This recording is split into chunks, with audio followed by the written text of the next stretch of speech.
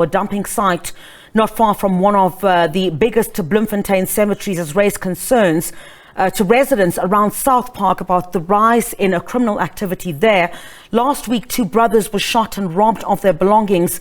Police conducted a raid and arrested 16 illegal immigrants living in the dumping site, trying to curb common car hijackings there. There are also voice notes, we understand, that have been making rounds, warning people about that particular area. SABC News reporter Aphumelele Mdlalane joins us now for a bit more on that. Aphumelele, thanks indeed for your time. Talk to us first about what the circumstances are around that cemetery. And we've heard from several sites around the country where cemeteries have now become dumping sites that will result in this kind of criminal activity that you're concerned about as residents in that area. Tell us more. Well, Griselda, this has been a public outcry for a long time, whereby we've heard from the residents of Bloemfontein saying that they fear for their lives to coming to dump their rubbish at this site. And this is an official dump site made by the Mangaung Metro municipality. But when we were now talking to residents that we saw coming this morning, they were saying that they do not want to even go inside the official dump site because they think that they feel unsafe. And we know that 16 illegal immigrants were arrested when police conducted a raid on Thursday. And we also understand that there's temporary structures that are built inside here, whereby we were told that some of these people that are living inside here, they've been here for more than 5 years. I just want to ask my colleague just to pan around to show you the activities there, of the daily activities, whereby we see these people that reside here. They would collect some things to recycle them. Not long ago, Griselda, I did visit here in December, whereby I was able to talk to a few, saying that they are making a living by collecting the recycled material, and were saying that it was tough now during COVID because now there was no movement, and they are the people that are staying at this very location. You have also indicated that just not long ago 2 Siwome brothers, they came to dump their rubbish, and unfortunately they were shot at, and they're still recovering at the hospital. We heard also from their family saying that this, of course, is disappointing, and they are really shocked with how now, and also the Mangaung Metro municipality is not doing anything to try to curb what is happening here. But I just want to bring now the spokesperson of the Mangaung Metro, just to, of course, give us an update as to what have they been doing to make sure that the criminal activities that are happening here, of course, are being curbed. We see that the residents of Bloemfontein, they are rather dumping even outside, whereas just here a stone throw, this is an official dumping site. What are you doing as the municipality? Well, there's a lot of illegal activities that are taking place here. But we've been running some operations together with other stakeholders, SAPS, Home Affairs, because most people who are doing all these things, according to the information that we get, are foreign nationals and predominantly from Lesotho. We can't confirm now because we still want the report as promised by some of our stakeholders like Home Affairs and SAPS. But what we do is that we are running regular operations with a view that will eliminate this situation. The other thing that is actually a challenge is that most of the people who are dumping here are being persecuted by the so-called scavengers and so. Now the executive mayor has requested that all stakeholders, internal and external, must be engaged, because this thing we are not only going to be able to deal with it ourselves, but it will need all participants like our citizens, organized formations and so, But we have been making a clarion call to members of the community that they get inside, but after the cases that have been opened of people who are threatened with firearms, there's a family that 2 sons were shot at. I know that the ward councillor has been dealing with the matter, but these are a clear indication of criminality because it goes beyond the landfill site itself. What these people have done, they are doing the redemarcation.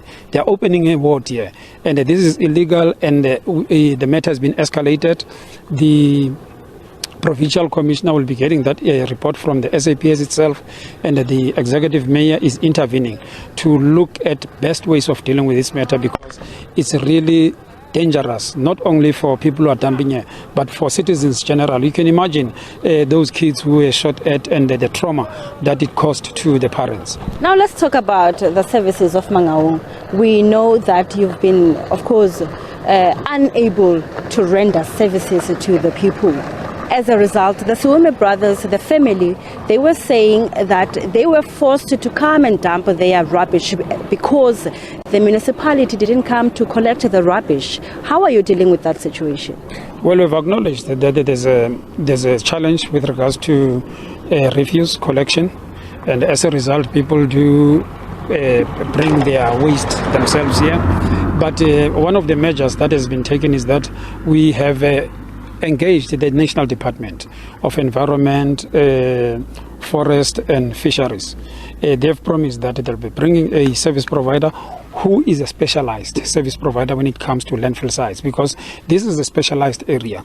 And I'm sure in no time from now, we're trying to accelerate that process to happen, because this is a specialized work and it would need expertise. So the department has made an undertaking through of the acting head of the department.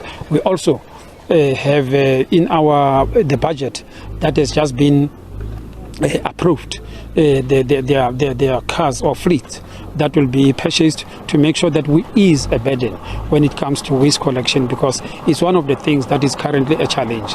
One of the things that is being dealt with at the level of the intervention team through the acting city manager. We are actually trying to deal with the issue of a high vacancy rate. The executive mayor did highlight that it's a problem, and it's a problem that has to be attended to immediately.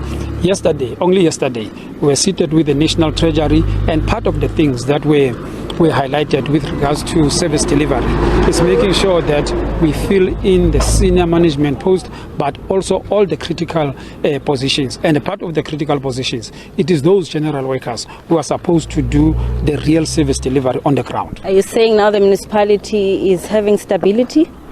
Look, with the changes and the mere fact that we have an acting executive mayor who shows a will in terms of engaging communities, in making sure that there's vibrancy and service delivery and work that is happening in the administration, I am sure that you can see that to date, ever since his arrival, we haven't encountered any protest and so. So we're looking forward into that stability as administration, and I am sure in no time some of the things that are low-hanging fruits will be dealt with. For an example, appointment of senior management and key critical positions being dealt with.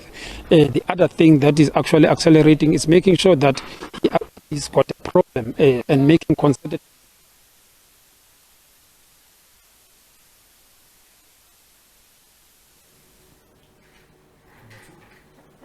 Well, we do apologize for that. My colleague Aphumelele Mdlalane speaking to the spokesperson of the Metro there in the Free State. I think let's go back there again so we can continue that discussion. When it comes to law enforcement as possible, because the issue of law enforcement is not that they cannot do their work, but is because the numbers are low.